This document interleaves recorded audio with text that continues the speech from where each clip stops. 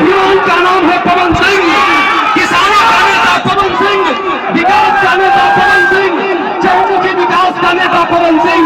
खेसारी लाल यादव ने जिस मोहब्बत सिंह से पवन सिंह का स्वाभिमान रखा है, उस स्वाभिमान को प्रणाम करता हूँ। चांदी का मुकुट देकर सम्मानित करेंगे डॉक्टर संजीत जी, अजीत जी, संजीत कुमार जी चांदी का मुकुट देंगे पवन सिंह जी को और खेसारी लाल यादव जी को। पहले खेसारी लाल यादव जी का सम्मान डॉक्टर संजीत जी कर रहे हैं। पवन सिंह का संस्कार है अपने छोटे भाई को मोहब्बत देने के लिए। भोजपुरी में भी खाया तो शान से गाया, विकास करने भी आए तो सीना ठोक करके आए। अभी दोनों भाई अपने को मुकुट दिया है हमने।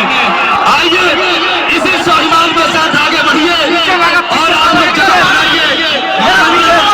चेयरमैन हमारे बीच में है, मैं चाहता हूँ पवन सिंह जी के हाथों में माइक देता हूँ और बोलेगा मेरा हम सबका प्यारा भाई खेसारी लाल यादव। आइए स्वाभिमान के साथ पवन सिंह।